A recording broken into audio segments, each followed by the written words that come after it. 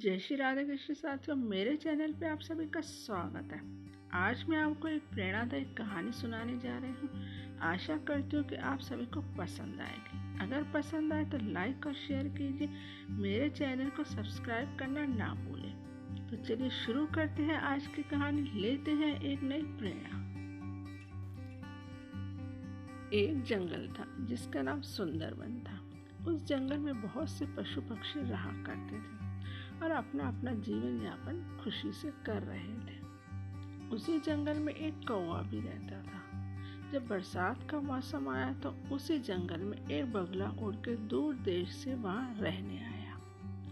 कौवे ने बगलों को पहले कभी नहीं देखा था, क्योंकि बगले का रंग बहुत ही सफेद था और कौवे का रंग काला था। कौवे को यह देखकर बड़ा ही दुख हुआ कि उसका रंग कितना काला है और बगले का रंग कितना सफेद है। वह पहले तो बगले से मिला और उससे बहुत सी बातें की। फिर उसने बगले से पूछा कि भाई बगले, आप तो बहुत ही गोरे हो, ये देखकर आपको कितना सुख मिलता होगा। इस पर बगले ने जवाब दिया कि अरे भाई, मैं तो पहले से ही दुखी हूँ। जरा तोते को देखो, वह कितना सुंदर है, 2 रंगों से रंगा हुआ है, मुझ पर तो केवल एक ही रंग है। अब कौवा और बगला दोनों तोते के पास पहुंचे। उन्होंने तोते से पूछा कि तुम अपने 2 रंगों के होने से कितना खुश हो।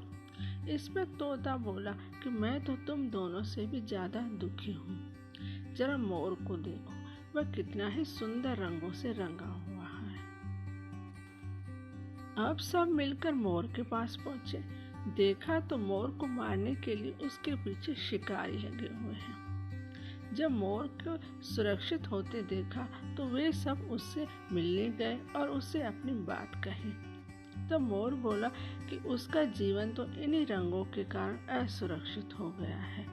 अगर ये रंग न होते तो वह तुम्हारी ही तरह जीवन में चैन की बंसी बजा रहा होता और आराम से अपना जीवन व्यतीत कर रहा होता। अब कौवे, बगले और तोते की समझ में आया कि भगवान ने हर प्राणी को मौलिक बनाया है, किसी को छोटा किसी को बड़ा नहीं बनाया है।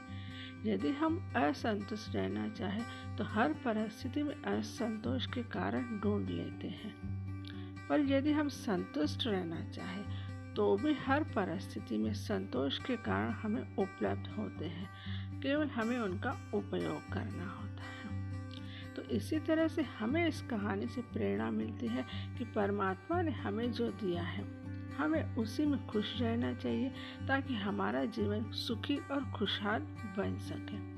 तो कैसी लगी आपको यह कहानी? मिलते हैं अगली नई प्रेरणा के साथ। तब तक के लिए जय श्री राधे कृष्ण साथियों।